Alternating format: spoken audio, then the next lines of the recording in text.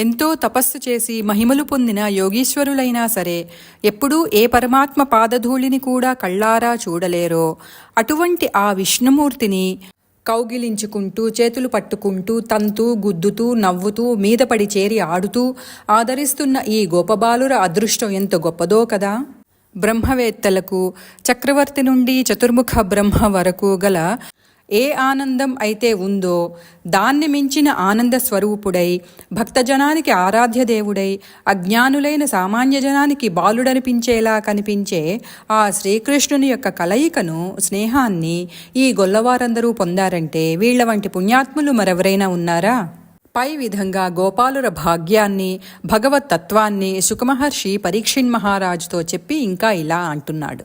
దేవతలు అమృతం సేవించి అమరులైనప్పటికీ తమ మీద తమకే నమ్మకం లేక ఏ అఘాసురుని మరణానికి ఎదురుచూస్తూ ఉంటారో అలాంటి అఘాసురుడు గర్వంతోనూ రోషంతోనూ రెచ్చిపోతూ తన అన్న అయిన బకాసురుడు శ్రీకృష్ణుని చేతిలో మరణించాడనే విషయం తెలిసిన అఘాసురుడు కంసుడు పంపగా వచ్చి ఈ గొల్లబాలురందరితో కలిసి బకునికి శత్రువైన ఆ శ్రీకృష్ణుణ్ణి చంపుతానంటూ అధికమైన కోపంతో గోపాలకులకందరికీ ప్రాణం ఈ బాలురిద్దరే, మా అన్న బకాసురుని ప్రాణాలు తీసినందుకు మారుగా శ్రీకృష్ణ బలరాములనే ఈ ఇద్దరు బాలుర్ని చంపితే సరిపోతుంది, గోపాలకులందరూ మరణించినట్లే అనుకొన్నాడు అఘాసురుడు.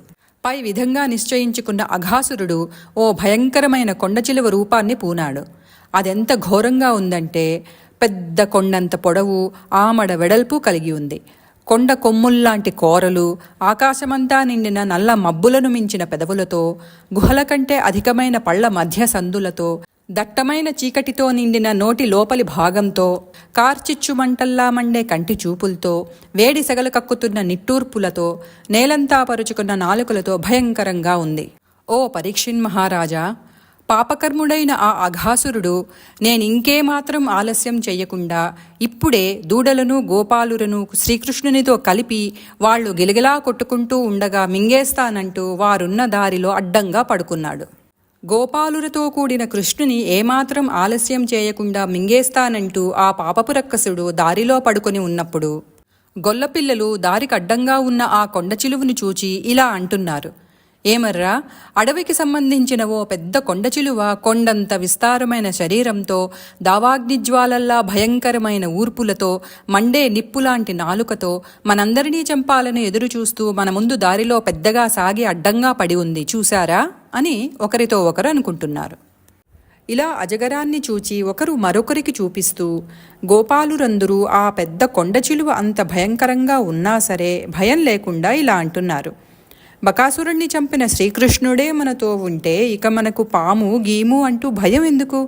అలా కాకుండా ఒకవేళ ఆ పాము మనలను మింగితే వెంటనే శ్రీకృష్ణుడు దాన్ని బకాసురుడి వెంటే పంపిస్తాడు, అంటే చంపేస్తాడు. ఇలా అనుకుంటూ కృష్ణుణ్ణి చూస్తూ చాలా ఉత్సాహంతో ఒకరి చేయి మరొకరు పట్టుకుంటూ ఏ అడ్డూ లేకుండా రండి ఆ పామును దాటిపోదామంటూ ముందుకు సాగారు. భయంకరంగా ఉండే పామును చూచి కూడా కృష్ణుడుండగా మనకేం భయం అంటూ ముందుకు పోతున్న గోపబాలురును చూచి కృష్ణుడు తన మనస్సులో, అయ్యో ఈ పాము మామూలుది కాదు, రాక్షసుడు అనే విషయం తెలియని వారై ఏ భయం లేకుండా నేనున్నానన్న ధైర్యంతో ఈ గొల్లబాలురందరూ దానికి ఎదురుగా పోయారు అనుకొన్నాడు కృష్ణుడు. దాంతో కృష్ణునికి తీవ్రంగా కోపం కలిగింది. తాను కూడా వారి వెంటనే వెళ్తూ ఉండగా మొత్తం ఆ గొల్లవారంతా తమ దూడల గుంపులతో పాటు భరింపలేని క్రూరమైన ఆ పాము యొక్క పెద్ద బిలంలా ఉండే నోట్లోకి ప్రవేశించారు. అప్పుడు అఘాసురుడు వారందరినీ మింగివేసే ఆవేశంతో నోరు ఒక్కసారిగా అప్పళించాడు. ప్రళయకాలంలో భగ్గున జ్వలించే భయంకర జ్వాలల వలె మంటలు మండుతున్న తన నాలుకలతో వారినందరినీ నోటిలోనికి లాక్కుని మింగివేశాడు. దేవతలందరూ ఆ మహాసర్పం వారిని మింగివేయడం చూచి భయపడిపోయారు. ఆ గోపబాలకుల మనస్సులన్నీ ఎప్పుడూ కృష్ణుని చుట్టూనే తిరుగుతూ ఉంటాయి. వారు శారీరకంగా బలవంతులు కారు, చిన్న పిల్లలు.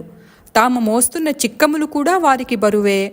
అయితే ఆ గోపకుమారులు కృష్ణునికి తమను తాము సమర్పించుకున్నారు కనుక చాలా ధైర్యవంతులుగా ఉన్నారు.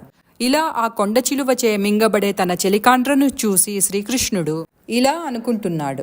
నేనొక్కణ్ణే గోకులానికి వెళితే గోపవనితలంతా వచ్చి, కృష్ణ, ఇంతవరకు రోజూ మా గొల్లబాలురు లేగలతో కూడి నీతో వస్తూ ఉండేవారు కదా, ఈరోజు ఎందుకు రాలేదు అని అడిగితే నేనేం సమాధానం చెప్తాను? ఈరోజు ఈ పిల్లలను ఆ పాము నోటితో కలిపేలా దైవం ఎందుకిలా చేశాడు? అయినా దైవం క్రూరమైన కార్యాన్ని మాత్రం సంకోచించకుండా చేస్తాడు కదా. కృష్ణుడు సర్వమూ చూడగలవాడు. అందరి చూపు తానే అయినవాడు. తనను ఆశ్రయించిన వారి కష్టాలను తొలగించేవాడు. తామర రేకుల వంటి కన్నులు కలవాడు. ఆ రాక్షసుడు మహాభయంకరుడు. దేవతలు కూడా అతడు చేసిన పనికి భయపడి మొరపెట్టుకుంటున్నారు. రాక్షసులందరూ గర్వంతో మిడిసిపడసాగారు. అటువంటి ఈ రాక్షసుడు కొండచిలువ రూపంతో బాలకులను లేగదూడలను మింగుతూ ఉంటే కృష్ణుడు కూడా వారి వెనుకనే లోపలికి ప్రవేశించాడు. ఆ కొండచిలువ నాలుకలతో అందరినీ చిందరవందర చేసి కొద్ది కొద్దిగా మింగడానికి ప్రయత్నిస్తూ ఉంటే కృష్ణుడు కంఠద్వారం దగ్గర చేరి తన శరీరాన్ని విపరీతంగా పెంచి దిమ్మిస కొట్టినట్లు అక్కడ ఉండిపోగా, కృష్ణుడెప్పుడైతే ఆ పాము గొంతుకి అడ్డంగా తన దేహాన్ని పెంచి ఊపిరాడకుండా చేశాడో, దాంతో దానికి శ్వాస పైకి రాకపోవడంతో కడుపుబ్బిపోయింది. లోపలి ప్రాణవాయువులు బయటికి వచ్చే మార్గం లేకపోవడంతో ఎంతో బాధపడి చివరకు శిరస్సు ముక్కలయ్యేలా చేసి పెద్ద ధ్వని చేస్తూ బయటికి వచ్చాయి. క్రూర సర్పం కడుపులో దూరిపోయిన గోపబాలకులను లేగ దూడలతో సహా కృష్ణుడు తన కరుణ అనే అమృత వర్షంతో బ్రతికించాడు. ఆ పాము నోటిలో నుంచి తాను, తనతో పాటు గోపబాలురు లేగదూడలు కూడా బయటికి వస్తూ ఉంటే ఆవరించిన మేఘాలు విరిసిపోగానే చంద్రుడు నక్షత్రాలతో బయటపడినట్లుగా ఉన్నది. స్వార్థపరులై దేవతల కోసమై మంచివాడైన బలిచక్రవర్తిని ధిక్కరించి బ్రహ్మాండమంతా ఆక్రమించిన వామనమూర్తి గదా విష్ణువు. అమాయకులైన గోపబాలకుల కోసం పాపిష్టి పాము గొంతుక బ్రద్దలై పగిలిపోయేటట్లు మేనుపెంచి వ్యాపించడంలో ఆశ్చర్యమేముంది? అప్పుడు ఆ మహాసర్పం శరీరం నుండి దిక్కులు వెలిగిపోయే అద్భుతమైన వెలుగు వేగంగా వెలువడి ఆకాశంలో వెలుగుతూ వచ్చి కృష్ణుని శరీరంలో ప్రవేశించింది. అది చూచిన గోపబాలురు లేగలతో పాటు బెదిరిపోయారు. అంతటి పాపిష్టి పాము కృష్ణుని స్పర్శతో ప్రాణం విడువగానే శుద్ధ సత్వమయం అయిపోయింది. శ్రీహరి రూపాన్ని ఒక్క మారైనా మనస్సులో నిలుపుకుంటే ఎంతటి పాపాత్ముడినైనా శ్రీహరి తనలోనికి స్వీకరిస్తాడు. అటువంటి తననే మృంగిన రాక్షసుని తనలోనికి స్వీకరించడంలో ఆశ్చర్యమేమున్నది? అప్పుడు దేవతలు పూలవర్షం కురిపించారు. రంభ మొదలైన అప్సరసలు నాట్యం చేశారు. గంధర్వులు గానం చేశారు. మేఘాలు మృదంగాల వలె ధ్వనించాయి. సిద్ధులు కృష్ణునికి జయ జయధ్వానాలు పలికారు. దేవతలందరికీ పెద్దవాడైన బ్రహ్మదేవుడు ఆ జయ జయధ్వానాలు, ఆ వాద్యాలు, పాటలు విని ఏదో లోక కళ్యాణం జరిగినదని సంతోషంతో భూలోకానికి వచ్చాడు. ఇంతటి మహాసర్పం లేగలను బాలకులను చంపడానికి ప్రయత్నిస్తే ఈ కుర్రవాడు వారిని ఎలా బ్రతికించాడో ఆశ్చర్యంగా ఉంది అని నివ్వెరపోయాడు. ఆ కొండ చిలువ చర్మం కొన్నాళ్లకు ఎండిపోయి చాలా కాలం పాటు గోపబాలురకు ఆటలాడుకునే గుహలాగా పనికి వచ్చింది. ఈ విధంగా కృష్ణుడు కౌమార వయస్సులో అంటే 5వ ఏట అఘాసురుని సంహరించాడు. అయితే ఈ సన్నివేశం పౌగండ వయస్సులో అంటే 6 సంవత్సరాల వయస్సులో జరిగిందని గోపబాలకులు అనుకున్నారు. ఇలా సుఖయోగి చెప్పగానే పరీక్షిత్తు ఇలా అన్నాడు: మహర్షి, మొదటి 5 ఏళ్ల వయస్సును కౌమారము అంటారు. తరువాతి 5 ఏళ్లను పౌగండమని అంటారు. 5 ఏళ్లవాడైన కృష్ణుని కథ పౌగండంలో జరిగిన కథ అని గోపబాలురు తలుచుకుంటూ ఉన్నారని చెప్పావు. అదెలా సంభవం? వాళ్ళు అలా ఎలా అనుకోగలరు? నిరుడు చేసిన పని ఈనాటిది అనుకోవడం ఎవరికైనా ఎలా సాధ్యం? ఇదేదో నాకు విపులంగా చెప్పు. ఇలా పరీక్షిత్తు అడుగగానే సుఖయోగి యోగ దృష్టితో చూచి కొంచెం సేపు ఆలోచించాడు. మహారాజా, నీవు వినయంగా వేసే ప్రశ్నలు ముందు ముందు రాబోయే శిష్యులందరికీ ఎంతో మేలు చేకూరుస్తాయి. నీ తలపు పరమ రహస్యమైనదని పెద్దలు భావిస్తారు. ప్రియురాలిని గురించిన వార్తలు ఎప్పుడు చెప్పినా ప్రియులకు చాలా ఇష్టంగా ఉంటాయి. ప్రియుని కథలు ప్రియురాలికి కూడా అంతే కదా. జీవులు అందరూ ప్రియురాళ్ళు, అయితే భగవంతుడు వారికి ప్రియుడైన వాడు. అతని కథలు ప్రియభక్తులకైతే మరీ ప్రియమైనవి కదా. ఈ విధంగా పలికి సుఖయోగి పరీక్షితుతో ఇలా అన్నాడు. అలా కృష్ణుడు చనిపోయారనుకున్న లేగలను, గోపకుమారులను అఘాసురుని బారి నుంచి బ్రతికించాడు. వారితో పాటు తాను కూడా ముందుకు సాగిపోయాడు. ఆ గోపబాలులతో కలిసి శ్రీకృష్ణుడు వెళ్తూ అక్కడ ఒక సరస్సును చూశాడు. ఆ సరస్సు మంచినీళ్లతో కూడి ఉంది. చాలా లోతుగా ఉంది. అందులోని కమలాలలోని ఎర్ర కలువలలోని మకరందాన్ని గ్రోలడం చేత మత్తెక్కిన తుమ్మెదల జంటలు ఝంకారం చేస్తున్నాయి. పెద్ద తీగల వంటి అలల గుంపులో విహరించే కలహంసల కలకల ధ్వనులతో నిండి ఉంది. పిల్లగాలి వల్ల రేగిన నీటి తుంపరులు కలిగి ఉంది. శ్రీకృష్ణుడు చూచిన సరస్సు ఎంతో అందంగా ఉంది. ఆ అందాన్ని మనసులో మెచ్చుకుంటూ వేగంగా గాలి వీచడంతో కదిలే అలల నీటి తుంపరుల జల్లులకు దేహాలు గగుర్పాటు చెందగా, పార్శ్వములందు కాయలతో పళ్లతో కూడిన గెలల భారంతో వంగిన గట్టి చెట్ల సముదాయం, వాటి నీడలందు పెద్ద పెద్ద ఇసుక తిన్నెలు చూసి ఎంతో ఉత్సాహంతో తన స్నేహితులైన గోపాలులతో ఇలా అన్నాడు శ్రీకృష్ణుడు. కృష్ణుడు గోపబాలుడితో ఇలా అంటున్నాడు. ఏమర్రా, పాపం ఎండలో మాడిపోయారు, ఆకలితో కూడా ఉన్నారు. మనం చల్లి తినడానికి ఇది ఎంతో అందంగా ఉన్న స్థలం. ఈ పక్కనే మన దూడలు కూడా చక్కగా నీరు తాగి కసవు మేస్తూ గుంపుగా తిరుగుతుంటాయి. మనం ఎంతో ఆనందంగా చల్లి తిందామా? శ్రీకృష్ణుడిలా అనగానే, ఓ అలాగే కానిద్దాం అంటూ గోపాలురందరూ దూడలు మంచినీళ్లు తాగేలా చేసి కసవు ఏపుగా పెరిగి ఉన్న పల్లపు నేలల్లో వాటిని నిలిపి తమ తమ చల్ది మూటలను కిందికి దించుకున్నారు. తామర పువ్వులో మధ్య ఉన్న కర్ణిక చుట్టూ వరుసలు వరుసలుగా రేకులు పరుచుకొని ఉంటాయి. అలాగే కృష్ణుడు కర్ణికలాగా మధ్యన కూర్చుని ఉండగా గోపబాలురందరూ చుట్టూ రేకుల్లాగా సర్దుకుని కూర్చున్నారు. అందరూ కృష్ణుణ్ణే చూస్తున్నారు. వారికి కంచాలు అంటూ వేరే ఏమీ లేవు. విశాలమైన రాతి పలకలు, లేత తామరాకులు, వెడల్పైన గడ్డిపోచలతోనూ తీగలతోనూ పొడుగాటి పొన్నపూల వంటి పువ్వులతోనూ అల్లిన చదరలు, తోడ తెచ్చుకున్న చిక్కాలు, చెట్ల ఆకులు, వీటినే కంచాలుగా ఉపయోగించుకొని గోపాల బాలకులు చక్కగా చల్దులు ఆరగించారు. కృష్ణుని చుట్టూ వలయాకారంగా కూర్చున్న గోపాలకులంతా చల్దులు ఆరగిస్తున్నప్పుడు వారు చేసే పలు చేష్టలను పోతన సహజంగా వర్ణిస్తున్నాడు. కాదు, కళ్లకు కట్టిస్తున్నాడు. ఒకడు మళ్ళీ మళ్ళీ వేలు మడిచి ఊరగాయలు తాను తింటూ మిగిలిన వారిని ఊరిస్తున్నాడు. ఇంకొకడు పక్కవాని కంచంలోని పదార్థాన్ని తినేసి వానితో చూడు నేనేమీ తినలేదంటూ నోరు చూపిస్తున్నాడు. మరొకడు 5-6 తినే చల్దిని పందెం వేసి నేనొక్కడనే తింటానంటూ కుక్కుకుంటూ తింటున్నాడు. వేరొకడు పదార్థాలన్నింటినీ అందరికీ పంచి ఇస్తూ స్నేహం అంటే ఇదేరా అంటూ బంతెనగుండులాట ఆడుతున్నాడు. ఇంకొకడు అదిగో కృష్ణుణ్ణి చూడమంటూ ఏమారించి ఇతరుల ముందున్న మంచి మంచి తినుబండారాలను మెక్కేస్తున్నాడు. ఒక్కడు నవ్వుతూ ఉంటే ఇంకొకడు నవ్విస్తున్నాడందరినీ. ముచ్చటలాడడం ఒకడు చేస్తే వాటిని చూచి విని ఇంకొకడు మురిసిపోతున్నాడు. ఇలా గోపాలురందరూ కృష్ణుని చుట్టూ కూర్చుని ఎంతో సరదాగా చల్దులు ఆరగిస్తున్న సమయంలో కృష్ణుడు నడుము చుట్టూ దట్టి చుట్టుకొని అందులో తన వేణువు నుంచి కొమ్ముబూరాను బెత్తం కర్రను జారిపోకుండా ఎడమ చంకలో ఇరికించాడు. మీగడతో నిండిన పెరుగు కలిపిన చద్ది అన్నాన్ని ఎడమ చేతిలో ఇమిడేటట్లు చేశాడు.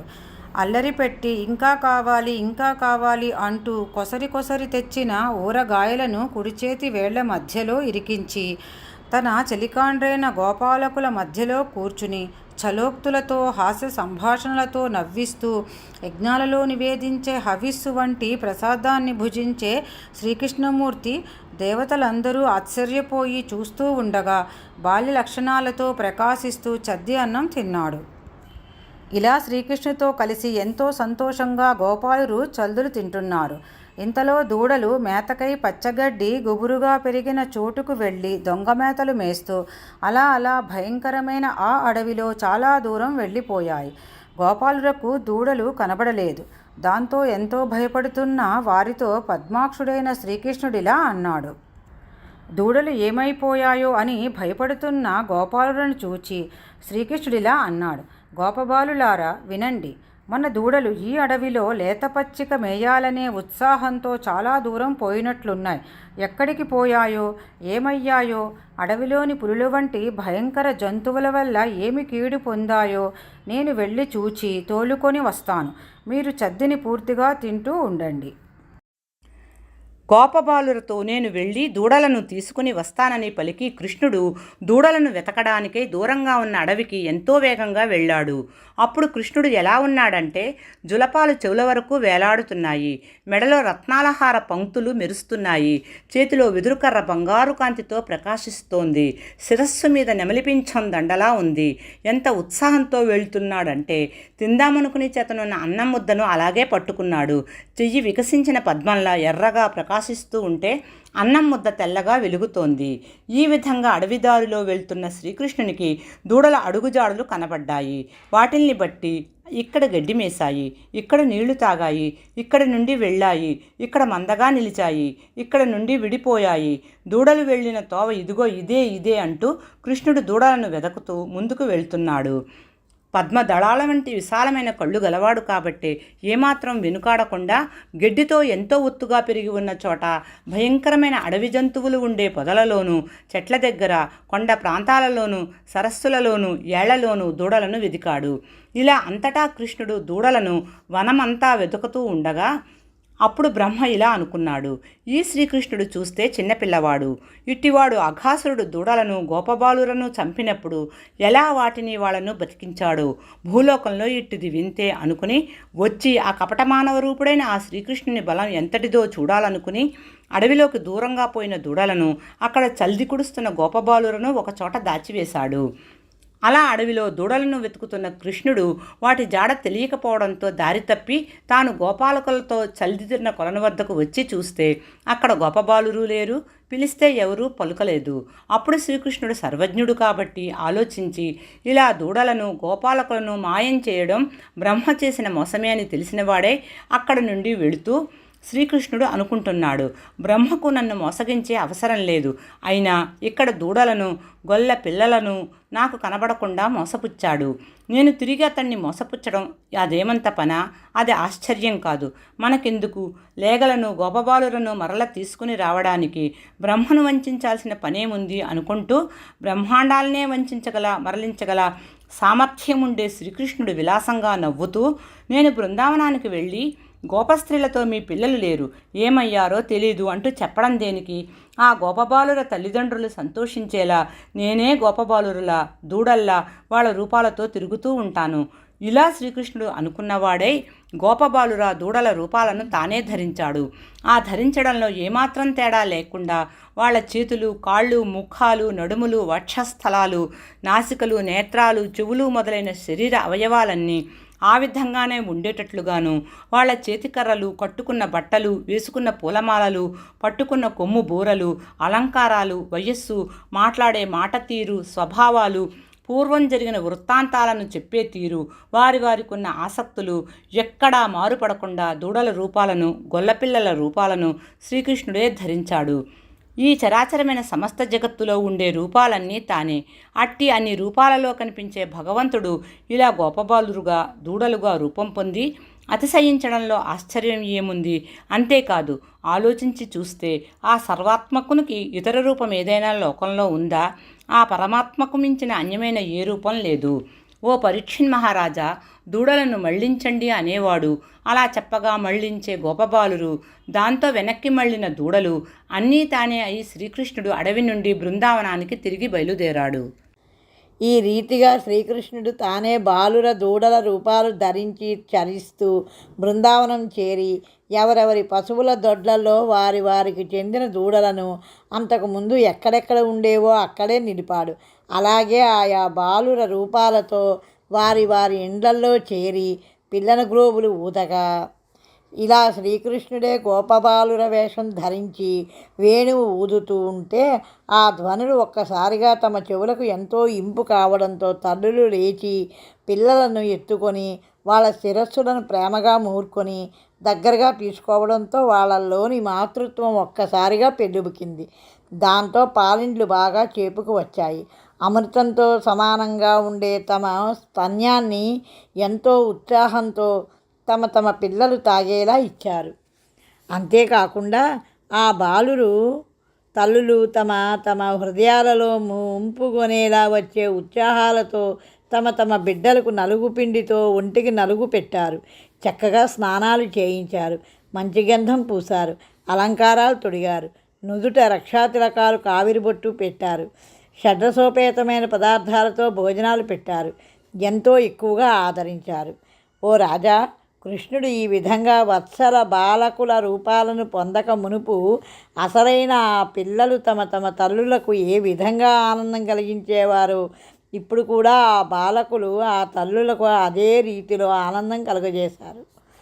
ఇలా తల్లులు పిల్లలు పూర్వంలాగే ఆనందిస్తున్న సమయంలో ఆవులన్నీ మిక్కిలి సంతోషంతో తమను కట్టివేసిన చోట్లకు పోయి అంబే అంటూ అరుస్తున్నాయి, హుంకారం చేస్తున్నాయి. దూడలను చూస్తూ మూత్రాన్ని విడిచిపెడుతున్నాయి. దూడల్ని నాకుతూ అందువల్ల ఎడతెగని రీతిగా ఎక్కువగా కారుతున్న పాలను తమ దూడలకు అభిముఖంగా ఉండి దూడలన్నింటికీ ఇచ్చాయి. గోపికలకు గోవులకు కూడా తమ బిడ్డల రూపంలో ఉన్న కృష్ణుని మీద మాతృప్రేమ ఎంతో కలిగింది. అలాగే కృష్ణుడు కూడా వారిని తల్లులంటూ ఎంతో స్వచ్ఛమైన ప్రేమతో వారి మధ్య మిక్కిలి పసితనంతో ప్రవర్తించాడు. ఆ గొల్లపల్లెలోని వారందరికీ పూర్వం శ్రీకృష్ణుని మీద తమకు ఎల్లప్పుడూ కొత్తగా ప్రీతి కలిగినట్లు ఇప్పుడు తమ బిడ్డల మీద కూడా అటువంటి ప్రీతి రోజురోజుకి అధికం కాసాగింది. ఈ విధంగా కృష్ణుడు తానే దూడల రూపాన్ని బాలుర రూపాన్ని ధరించి తనను తానే రక్షించుకుంటూ అటు బృందావనంలోనూ ఇటు అడవిలోనూ గొప్ప మహిమతో ఓ సంవత్సరం నటించాడు. సంవత్సరానికి ఇంకో 5-6 రోజులు తక్కువ అయి ఉన్నప్పుడు బలరామునితో కలిసి శ్రీకృష్ణుడు అడవికి వెళ్ళాడు. బృందావనానికి దగ్గరలో దూడలు మేస్తున్నాయి. అక్కడికి చాలా దూరంలో ఉన్న గోవర్ధన పర్వత శిఖరం మీద గడ్డి మేస్తున్న ఆవులు ఈ దూడలను చూచిన ఆ ఆవులు సంతోషంతో హుంకారం చేస్తూ మూపురాలపై దాకా మెడలు పైకెత్తి చాచుతూ 4 కాళ్ళు 2 అయినట్లుగా దగ్గరగా చేర్చి దాటుతూ ముఖాలను పొడవైన తోకలను పైకెత్తి పరిగెత్తి వచ్చి దూడలను మింగేస్తాయా అన్నట్లు మూతులతో నాకుతూ తమ పాలు తాగించాయి. అలా ఎప్పుడైతే ఒక్కసారిగా దూకుతూ ఆవులు వెళ్ళాయో వాటిల్ని మేపుతున్న గొల్లవారు వాటిల్ని అడ్డగించడానికి శక్యం కాకపోవడంతో కోపంతో కూడి ఎంతో లజ్జించిన వారై చొరసఖ్యం కాని వాటి మార్గంలో తాము శీఘ్రంగా వాటి వెంటే వచ్చి అక్కడ దూడలను మేపుతున్న తమ పిల్లలను చూచి అలా తమ బిడ్డలను చూచిన ఆ గోపకులు మా కన్న తండ్రులను చూశామంటూ దగ్గరకు వచ్చి గుగురుపాటు పొందారు. బిడ్డలను ఎత్తుకుంటూ ఆనందిస్తూ కౌగులించుకున్నారు. మనస్సులు నిండిన ఆనందంతో ఆ బిడ్డల శిరస్సులను ఆఘ్రాణించి ముద్దు చేశారు. ఆ గోపకులు ఎంతగానో ఉప్పొంగిపోయారు. నిలకడ అయిన వారి సంతోషం ఆ దేవుడికే తెలియాలి. ఈ రీతిగా పిల్లలను దగ్గరగా తీసుకుని కౌగలించుకుని ఆనంద బాష్పాలు నిండిన కనులతో గోపకులు తమ గోవులను మళ్లించుకుని పోగా వాళ్లను చూచిన బలరాముడు ఇలా అనుకున్నాడు. బలరాముడు ఈ సన్నివేశాన్ని చూచి ఇలా భావిస్తున్నాడు. స్తన్యపానం విడిచిన వయస్సు గల ఈ పిల్లలపైన దూడల మీద గోపాలకులకు గోవులకు ఇంతటి ప్రేమ ఏ కారణంగా పుట్టింది? ఇది వరకు కృష్ణునిపై ఎంత మమకారంతో ఉండేవారో ఇప్పుడు తమ బిడ్డలపై ఆ విధమైన ప్రేమనే చూపుతున్నారు. నాకు కూడా ఈ పిల్లలను దూడలను చూస్తూ ఉంటే కృష్ణుని చూసినట్లే ప్రేమ కలుగుతోంది. ఇది చాలా ఆశ్చర్యంగా ఉంది. ఇంతకుముందు ఇటువంటిది ఎన్నడూ ఎరుగను. ఒకవేళ ఇది మానవుల లేక దేవతల లేదా రాక్షసుల మాయ అయి ఉంటుందా, లేకుంటే నా స్వామి అయిన ఆ విష్ణుమూర్తి మాయేనా? ఇతరులు కల్పించే మాయ అయితే నన్ను ఈ విధంగా కలవరపెట్టదు. ఇది నిజంగా విష్ణుమాయే కావచ్చు. ఓ రాజా, బలరాముడు మొదట సామాన్య బుద్ధితో ఏమీ తెలియనట్లు ఆలోచించి తర్వాత జ్ఞానదృష్టితో చూశాడు. ఇంకేముంది, అసలు విషయం బయటపడింది. ఇలా తనతో ఉండే గొల్లపిల్లలు దూడలు కూడా శ్రీకృష్ణుని రూపాలే అని తెలుసుకున్నాడు. యోగ దృష్టితో బలరాముడు బాలులను దూడలను కృష్ణుని రూపాలుగానే తెలుసుకుని కూడా కంగారు పడుతూ కృష్ణుణ్ణి చూసి ఇలా అడిగాడు. మహానుభావ, ఇంతకుముందు ఈ దూడలన్నీ మహర్షుల అంశలతోనూ పుట్టినవని, సంశయం లేకుండా గోపాలకులందరూ దేవతల అంశలతో జన్మించిన వారని అనిపించేది. ఇప్పుడు బాలుర దూడల సమూహాలు అన్నీ నీవే అని అనిపిస్తోంది. ఏమిటిదంతా అని అడిగిన అన్న బలరామునితో కృష్ణుడు ఎంతో గౌరవంగా అసలు విషయాన్ని తెలియజేశాడు. బలరాముడికి విషయం అంతా అర్థమైంది. ఇలా కృష్ణుడు దూడల రూపము బాలుర రూపము తానే అయి వ్యవహరించిన సంవత్సర కాలం బ్రహ్మదేవునికి తన కాలమాన ప్రకారం ఒక క్షణం మాత్రమే కాగా బ్రహ్మ అచ్చటికి వచ్చి దూడల గోపబాలుర రూపుడైన బాలకృష్ణుని చూచి నివ్వెరపోయి తనలో ఇలా ఆలోచించాడు. ఈ గొల్లపల్లెలో ఉండే దూడలు గోపబాలురు కూడా నా మాయా గుహలో నిద్రపోతున్నారు, ఎక్కడికి వెళ్ళరు, ఇప్పుడే లేవరు. అలాంటప్పుడు వీళ్ళను వేరుగా సృష్టించడానికి నాకంటే వేరే ఇతర బ్రహ్మలు ఎవరూ లేరు. మరి ఈ బాలురు దూడలు ఎవరో ఎక్కడి నుండి వచ్చారో కృష్ణునితో కలిసి తిరుగుతున్నారు. ఆలోచిస్తే భూలోకంలో నేటికి సంవత్సరం అయింది నేను వీళ్ళని మాయం చేసి. ఇలా అనుకుంటున్నాడు బ్రహ్మ. ఏ లోకంలోనైనా ప్రాణికోటి బ్రహ్మ సృష్టిస్తేనే పుడుతుంది. బ్రహ్మ అనేవాడిని నేనొక్కడనే కానీ సృష్టికర్తగా మరో బ్రహ్మ లేడు. బ్రహ్మగా వీళ్ళను నేను సృష్టించాను. మరి వేరే ఈ బాలుర దూడల సమూహం ఏ బ్రహ్మ సృష్టిస్తే ఏర్పడింది? విచారించి చూస్తే ఇందరిలో ఒక్కడుగా ఉన్న పరబ్రహ్మే ఇలా రూపొందించాడేమో అనిపిస్తుంది. అన్ని విషయాలను సులభంగా తెలుసుకోగల నేర్పరి అయిన ఆ పితామహుడు జ్ఞానవృద్ధుడు అయిన బ్రహ్మ ఆశ్చర్యపడి వెంటనే ఎంతోసేపు విచారించి ముందు చేయవలసిన కార్యం తెలియకపోవడంతో ఆందోళన పడుతూ ఏ రకమైన భ్రమ లేకుండా జగత్తులన్నింటినీ మోహింపజేయగల విష్ణువును మాయలో పడేటట్లు చేద్దామనుకుని భ్రమతో తానే మోహంలో పడ్డాడు. మిణుగురు పురుగుల కాంతి పగటివేళ అణిగిపోతుందే కానీ ప్రకాశించదు. రాత్రివేళ మంచు చీకట్లో కలిసిపోయి మాయమవుతుంది. విష్ణువు మాయకు పుట్టినిల్లు. అటువంటి విష్ణువుపై ఇతరుల మాయలు పనిచేస్తాయా? ఆ మాయలు పన్నిన దొరల గౌరవాన్ని అవి చెడగొట్టేస్తాయే కానీ పనిచేయవు. అంతేకాకుండా ఇంకా విష్ణుదేవుని నాభికమలం నుండి ఏనాడో పుట్టాను, మంచి జ్ఞానం పొందాను, లోకాలను సృష్టించాను, వయస్సా సగం గడిచిపోయింది. కానీ భూలోకంలో ఇట్టి నూతన సృష్టులు, ఇటువంటి మాయా చేష్టలు పుట్టడం ఆశ్చర్యం. నా ముందే ఇలాంటి మాయలా? సకల విద్యా స్వరూపిణి అయిన వాణ్ణి తన ముఖంలో ఉందనే గర్వంతో ఉన్న మాయావి అయిన ఆ చతుర్ముఖ బ్రహ్మ తన మనస్సులో పరిపరి విధాల తర్కించి ఆలోచిస్తున్న సమయంలో అతనికి ఆ గోపాల బాలురు ఇలా కనబడ్డారు. నీలమేఘశ్యాముడైన ఆ విష్ణు స్వరూపంగానే వీళ్ళు ఉన్నారు.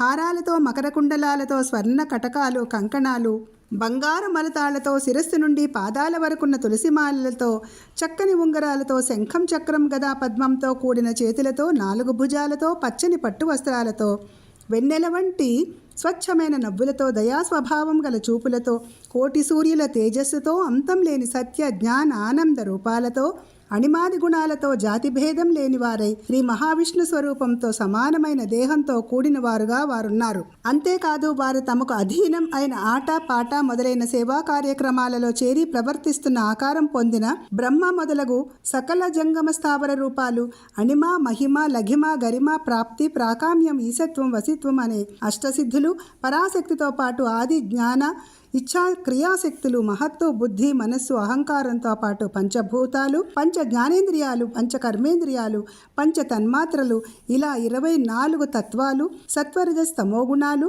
కలతాకాలం, దాని మార్పు, కారణం, సంస్కారం, కామం, కర్మలు అనే గుణాలు, ఇలా ఇవన్నీ సేవిస్తూ ఉండగా వేదాంత విజ్ఞానపరులైన బ్రహ్మవేత్తలకు కూడా తెలియరాని విధంగా ప్రకాశిస్తూ బ్రహ్మకు కనబడ్డారు. వారిని చూస్తూ స్వయంభువుడైన బ్రహ్మదేవునికి గోపబాలురు, గోవులు అన్నీ ఏకకాలంలో పరబ్రహ్మ రూపులుగా కనబడగా చూచి నా చేష్టకు లోబడక తప్పించుకున్న బాలురను ముందు నుంచి చూస్తూనే ఉన్నాను.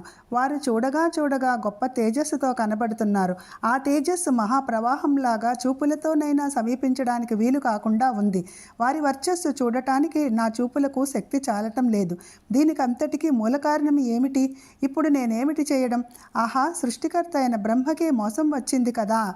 ఇలా అనుకున్న వాడైన బ్రహ్మకు ఆ బాలుర రూపాలు మనస్సుతో పాటు పంచ జ్ఞానేంద్రియ కర్మేంద్రియాలకు భరింప సఖ్యం కాకపోవడంతో చేష్టలు తక్కి బాగా అలసిపోయిన వాడై సర్వేశ్వరుడైన ఏ భగవంతుని తేజస్సుచే ఈ జంగమ స్థావర రూపమైన సకల జగత్తు ప్రకాశిస్తోందో అట్టి పరమాత్మ స్వరూపుడైన శ్రీకృష్ణుని తేజస్సును చూడటానికి సమర్థుడు కాక సర్వేంద్రియాల శక్తి క్షీణించి పారవస్యంతో బ్రహ్మ నిశ్చేష్టుడై నిలిచాడు. అప్పుడు అతడు ఎలా ఉన్నాడంటే ఒక చిత్తరువులో వేసిన చిత్రం ఎలాగైతే చలనం లేకుండా ఉంటుందో అలా ఉన్నాడు. అవ్యక్త రూపమైన మాయకు లోబడని వాడును, ఉపనిషదర్థ విచారం చేసే విజ్ఞానం చేత కూడా పొందసఖ్యం కానివాడు, తనంతటి తానే వెలిగే వెలుగుతో అధికంగా ఆనందించేవాడును అయినట్టి శ్రీకృష్ణుని విరాట్ రూపాన్ని చూచి నిశ్చేష్టుడై ఉన్న బ్రహ్మను చూచి శ్రీకృష్ణమూర్తి శ్రీకృష్ణుడు బ్రహ్మను చూచి, పాపం, ఈ చతుర్ముఖుడు బాలభావంతో తనే సృష్టి అంతటికీ మూలమైన బ్రహ్మననే అభిమాన గర్వంతో తెలివి తప్పి నా మహిమను చూద్దామని వచ్చాడు. నా మాహాత్మ్యాన్ని చూడటానికి అతడెంతటివాడు అనుకుంటూ జగత్తంతటిని క్రీడగా చేసి చూపే ఆ శ్రీకృష్ణుడు తాను పన్నిన ఆ మాయ అనే వలను విడదీసి తన లీలారూపాలైన గొల్ల పిల్లలను, దూడలను అక్కడ మరుగుపరచాడు. ఆ సమయంలో బ్రహ్మ చచ్చిపోయినవాడు బ్రతికినట్లుగా తేరుకొని ఒక్కసారి ఒళ్ళు తెలుసుకొని సమాలించుకున్నాడు. కాళ్ళు చేతులు కదిలించాడు. కళ్ళు విప్పి చూచే స్థితికి వచ్చాడు. ముందుకో వెనుకకో మీదికి అన్ని దిక్కులకు దృష్టి సారించాడు. అప్పుడు తన ముందు భాగంలోనే శ్రీకృష్ణమూర్తి ఉండడం కారణంగా నరులు, పక్షులు, జంతువులు తమ జాతి సహజమైన శత్రుత్వాలను మరచి తిరుగుతూ ఉండడం గమనించాడు. ఆ బృందావనంలో సంపద ఉంది. అందులో ఉన్న వారికి ఎవరికి కామ క్రోధాలు లేవు. అలాంటి బృందావనం చూశాడు బ్రహ్మ.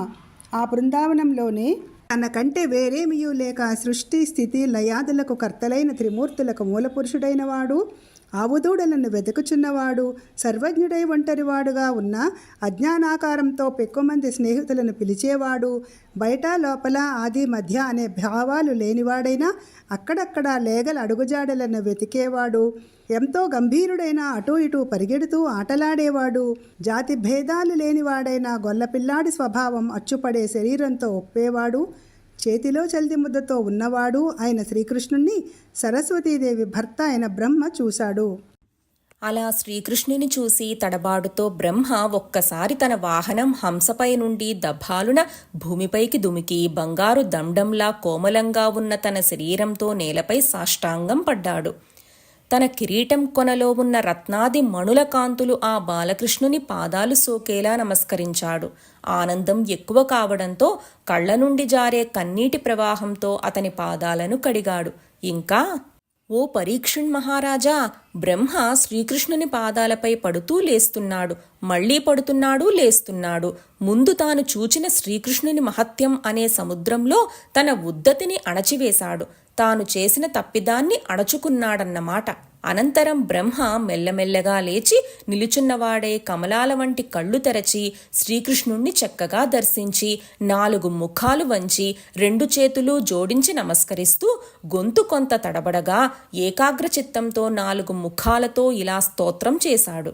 ఓ పద్మాక్ష, నీవు మెరుపు తీగతో కూడిన నీలమేఘం వంటి శరీరం కలవాడవు, మెరుస్తున్న ఉత్తరీయం కలవాడవు, చేతిలో మృదువైన చల్ది ముద్ద, బెత్తం, బూరకొమ్ము, పిల్లన గ్రోవి లాంఛనాలతో ప్రకాశించేవాడవు, గురివెంద గింజలతో చేసిన కర్ణాభరణాలతో శిరస్సు చుట్టూ నెమలి పింఛంతో కూడినవాడవు, అడవి పూలమాలలతో అలంకరించిన కంఠంతో పద్మంలా మెత్తని పాదాలతో ఒప్పేవాడివి, దయ పొంగి ప్రవహించేలా కడకన్నులతో చూచేవాడివి, గొల్లపిల్లవాడిలా ఒప్పేవాడివి, సృష్టి చేయడం కోసం నీ నాభికమలంలో నన్ను పుట్టించిన వాడివి. అట్టి నిన్ను నమస్కరించి సేవిస్తున్నాను. ఓ పరమాత్మ, నన్ను మన్నించావు. నీ వాళ్లైన గోపాలురకు ఎంతో ఆనందం కలిగించావు.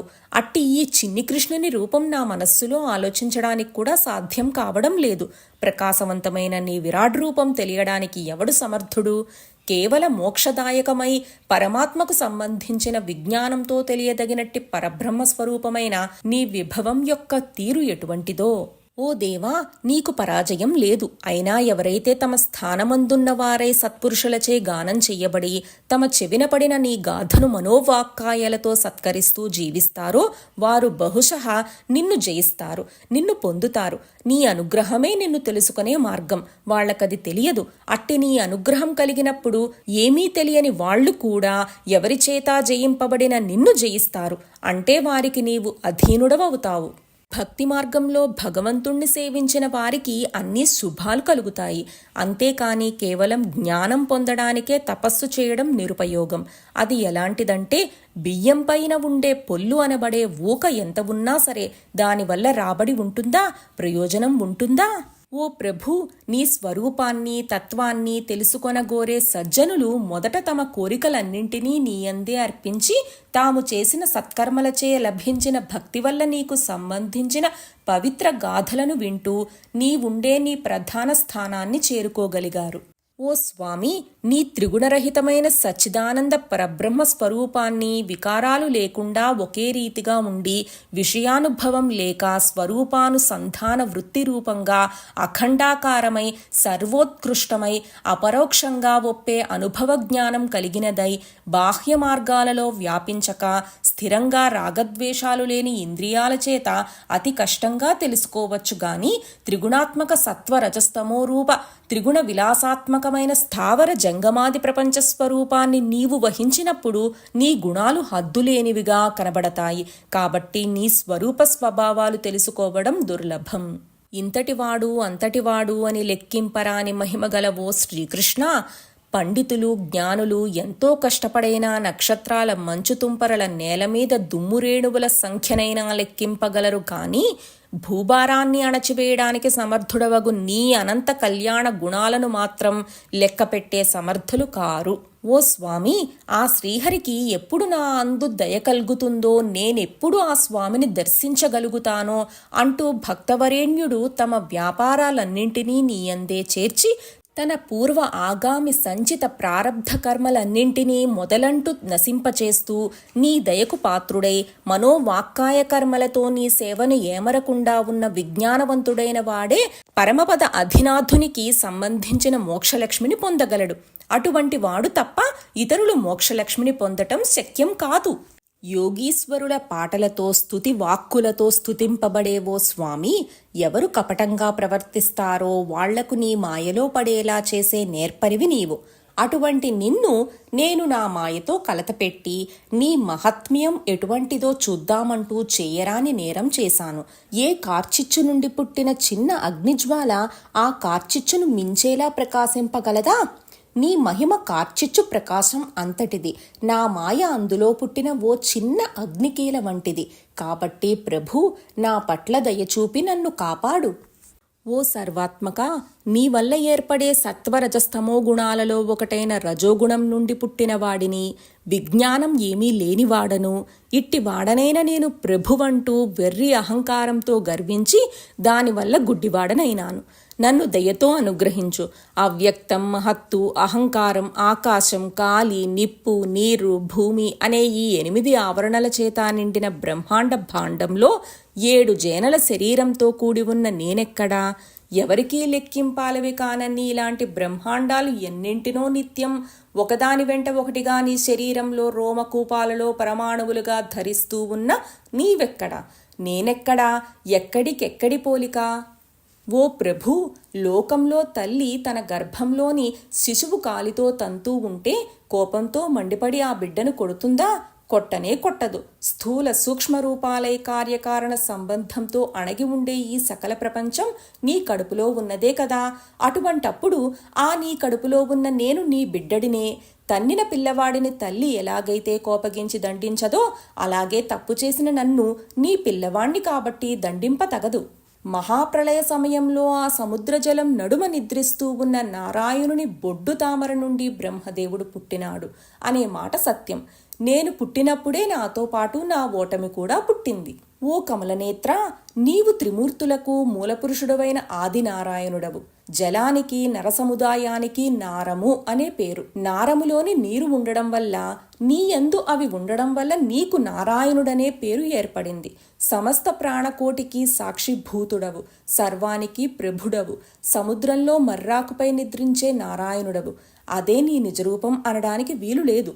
నేను పూర్వం తామరతూడు ద్వారా నడచి ఎంతో ప్రయత్నంతో 100 సంవత్సరాలు వెదికాను. కానీ నిన్ను చూడలేకపోయాను. ఒకచోట ఉండేవాడవు కావు. అనేక రూపకాంతులతో ప్రకాశిస్తూ ఉంటావు. జగత్తులో నీవుంటావు. నీలో జగాలుంటాయి. ఇది చాలా ఆశ్చర్యం. నీ మాయ వల్ల ఎలాగైనా అవగలవు, ఉండగలవు. ఓ ప్రభూ, బయట ప్రత్యక్షంగా కనబడే నీ జగత్తంతా నీ మాయకాక నిజమే అయినట్లయితే యశోద కనులారా నీ కడుపులో ఈ విశ్వాన్ని ఎలా చూచింది అనుకో. మళ్ళీ ఏనాడైనా అది ఎలా చూడగలిగిందా? నీ కడగంటి చూపుతో ఈ ప్రపంచమంతా నీ లోపల ఉంటుంది, నీ బయట ఉంటుంది.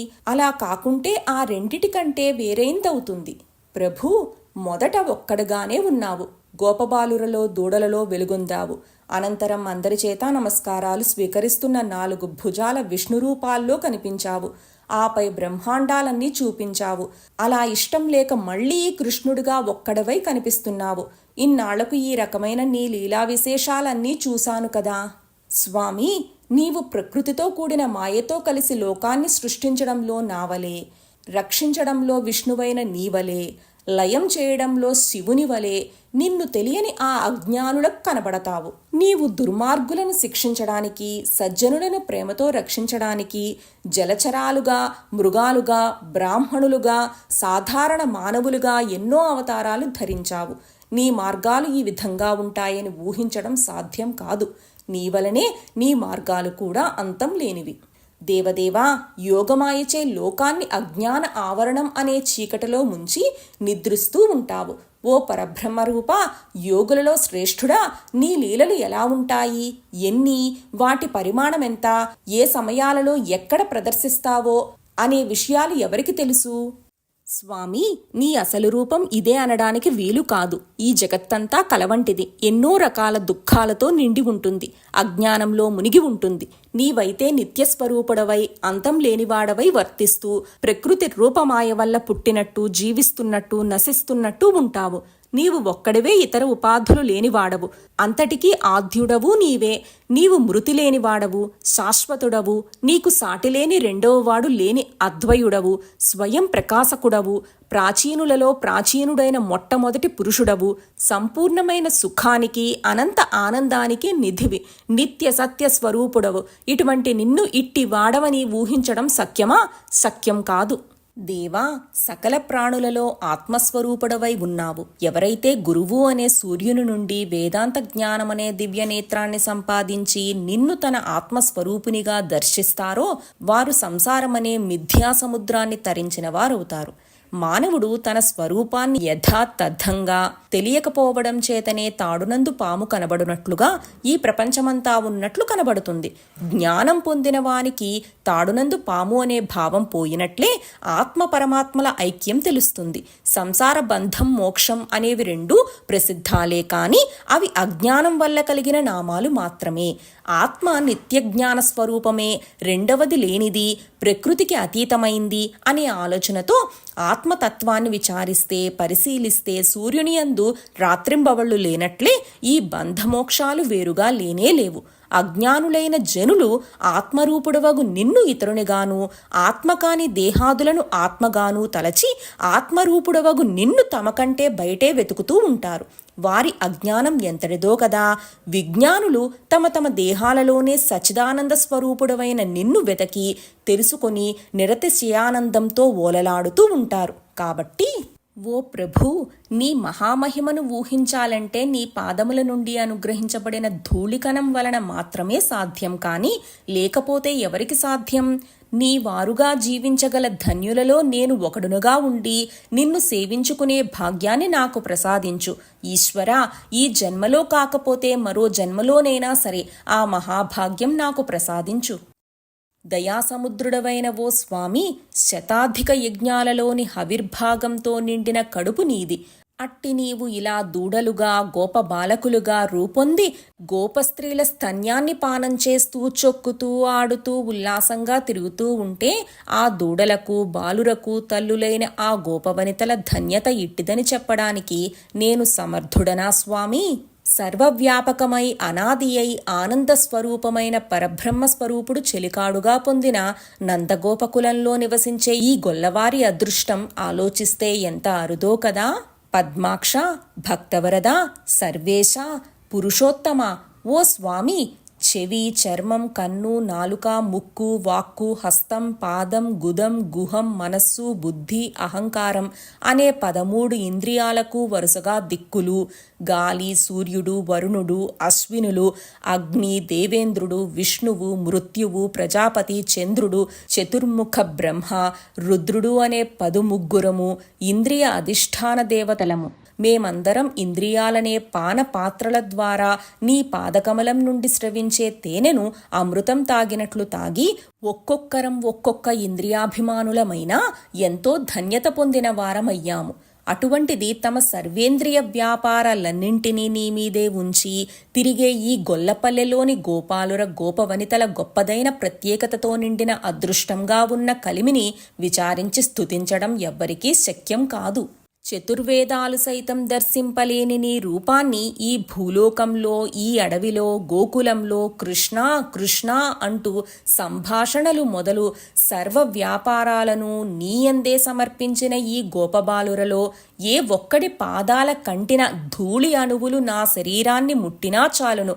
ఆ బాలుర వంటి అదృష్టం లేనప్పుడు ఎందుకు నాకీ బ్రహ్మ పదవి? శరణాగత సంరక్షక కృష్ణ, నీకు కీడు తలపెట్టవచ్చిన పూతనా మొదలగు దుష్టరాక్షసులను నీదైన పరమపదాన్ని ప్రసాదించావు. అటువంటిది పూతనలా వంచే స్వభావం లేకుండా తమ గృహ దార పుత్ర గోవులతోడి సర్వ సంపదలను నీకు అర్పించి తమ ప్రాణాలను సైతం నీ వశంలో ఉంచినట్టి ఈ గొల్లవారికి ఎంతటి ఉత్తమ స్థానాన్నిస్తావో అని సంశయం కలుగుతోంది. ఓ పుండరీకాక్ష, భక్తితో నిన్నెంతకాలం స్మరించకుండా కేవలం దేహేంద్రియాభిమానంతో ఎవరుంటారో వారి దేహం చెరసాలే, మోహం ఇనుప సంఖ్యలే, రాగద్వేషాలు శత్రువ్యూహాలే అవుతాయి.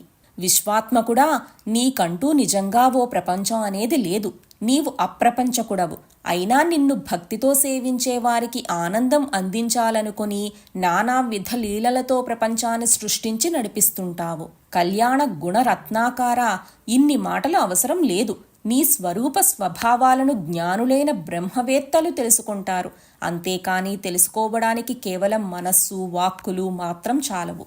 సకల లోకేశ, అన్నీ తెలిసిన వాడివి, సమస్త విషయాలను దర్శించేవాడివి నీవే. లోకానికంతటికీ ప్రభుడవు నీవే. అపరాధినైన నన్ను దయచూడు, నేనింక వెళ్ళి వస్తాను. కృష్ణ, నీవు జయశీలుడివి, రాక్షస సంహారకుడివి, వృష్ణికులమనే పద్మానికి సూర్యుని వంటివాడివి. బ్రాహ్మణులు, దేవతలు, గోవులు, విష్ణుభక్తులనే సముద్రానికి చంద్రుని వంటివాడవు. వేద ధర్మానికి విరుద్ధమైన కార్యాలు ఆచరించే పాషండుల ఇళ్లకు కార్చిచ్చు వంటివాడివి. ఓ కృష్ణమూర్తి, ఈ కల్పపర్యంతం నీకు నమస్కరిస్తూనే ఉంటాను అని స్తుతించి 3 సార్లు ప్రదక్షిణం చేసి పాదాలకు మొక్కి సెలవు తీసుకొని బ్రహ్మ తన లోకానికి వెళ్ళిపోయాడు. బ్రహ్మను అలా గౌరవించిన కృష్ణుడు మరలి వచ్చిన దూడలను, బాల గోపాలకులను గ్రహించి వాళ్లందరినీ ఇసుక దిబ్బ దగ్గరకు చేర్చాడు. ఈ విధంగా పరీక్షిణ్ మహారాజా బ్రహ్మ మోసంతో తమను మాయ చేసి దాచి ఉంచిన సంవత్సర కాలాన్ని ఆ గోపబాలురు శ్రీకృష్ణ మాయ వల్ల ఎంతో అల్ప సమయంగా రెప్పపాటు కాలంలా భావించారు. మొత్తము విశ్వమంతా మహాత్ముడైన విష్ణుదేవుడి మాయ వలన మోహంలో మునిగిపోయి ఉంటుంది. అంతటి విష్ణు మాయ వలన గోప బాలకులు ఏడాది కాలాన్ని తెలుసుకోలేకపోవడంలో ఆశ్చర్యం ఏముంది? బ్రహ్మదేవుని మాయాగుహ నుండి పులిన తలానికి కృష్ణ బాలుడు తీసుకువచ్చిన సమయంలో ఇసుక తిన్నెల మీద కూర్చొని చల్దులు తింటూ అర్ధాంతరంగా ఆపు చేసిన గోప బాలురు కృష్ణుని చూసి ఇలా అన్నారు: చెలికాడా, వచ్చావా? ఇదిగో లేగదూడలు అరణ్య మధ్యం నుండి ఇప్పుడే తిరిగి వచ్చేశాయి. నీవు తిరిగి వచ్చే వరకు మాలో ఎవరూ చల్దులు తినలేదు. చూడు, త్వరగా రా, తిందాము అని పిలిచారు. కృష్ణుడు నవ్వుతూ వచ్చి వారి మధ్యలో కూర్చోగానే అందరూ కబుర్లు చెప్పుకుంటూ చల్దులు తిన్నారు. అలా కృష్ణుడు వారితో చల్దులు తిని వనంలో నుండి తిరిగి వస్తుంటే వారికి కొండ చిలువ చర్మం చూపాడు. శ్రీకృష్ణుడు తలలో అడవి పూలు, నెమలి పింఛము ధరించాడు. వాటి రంగురంగుల కాంతులు అంతటా ప్రసరించి అతని శరీర భాగాలను అలంకరిస్తున్నాయి. కృష్ణుని కొమ్ముబూర మోత, అతని వేణుగానం అందరికీ పరిచయమైనవే. అవి వినపడగానే లోకమంతా పరవశం చెంది ఆకర్షించబడుతుంది. గోపబాలురు సంతోషంతో అతని బాహుబలాన్ని స్తోత్రం చేశారు. కృష్ణుడు గోపబాలురతో కూడి ఉల్లాసంతో మందకు చేరుకుంటూ ఉంటే గోపకులందరూ సంతోషంతో వారిని ఆదరించారు. అప్పుడు బాలకులు గోకులంలో అడుగు పెడుతూనే అందరికీ వినిపించేటట్లు కేకలు వేస్తూ, మన నందగోప కుమారుడు అడవిలో ఒక పెద్ద పాముని చంపి మమ్మల్ని అందరినీ రక్షించాడు అని చాటి చెప్పారు. సుఖయోగి అలా చెప్పగానే పరీక్షన్ మహారాజు ఇలా అన్నాడు: ఓ సుఖమునీంద్ర, గోకులంలోని వారికి తాము కనిపించిన తమ బిడ్డల కన్నా కృష్ణుడు ప్రేమపాత్రుడు ఎలా అయ్యాడు? నీవు జ్ఞానులలో శ్రేష్ఠుడవు, ఇది వివరించడం నీకే సాధ్యపడుతుంది. అలా అడిగిన పరీక్షన్ మహారాజునకు సుఖమహర్షి ఇలా చెప్పసాగాడు: జీవరాశులన్నిటికీ తనకు తాను ఇష్టమైనంత బిడ్డలు కానీ ఇండ్లు కానీ బంగారము మొదలైన వస్తువులు కానీ ప్రియమైనవి కావు. అన్నిటి అందు ఆత్మగా ఉన్న విష్ణువు అన్ని జీవరాశులలో ఆత్మస్వరూపుడుగా ఉన్నాడు. కనుకనే గోకుల నివాసులకు అందరికీ ప్రియుడై చక్కగా ప్రకాశిస్తూ ఉన్నాడు. పద్మముల వంటి కన్నులు ఉన్న విష్ణుమూర్తి మాయతో కూడిన రూపం ధరించి ప్రకాశిస్తున్నాడు. ఇదంతా 3 లోకాలకు మేలు చేయడానికే. క్రియలను తెలిపే అన్ని ధాతువులకు భవతి అనే ధాతువు భావంగా అంతర్లీనమై ఉంటుంది. అలాగే చరాచర సృష్టిలోని అన్నిటి అందు విష్ణువు ఉన్నాడు. బుద్ధిమంతులైన వారు శ్రీహరి పాదము అనే నావను ఆధారంగా చేసుకుని సంసారము అనే సాగరాన్ని ఒక లేగదూడ అడుగును అంగవేసి దాటినంత తేలికగా దాటి ఆపద అనే స్థితిని పొందకుండా అమృత స్థితిని చేరుకుంటారు.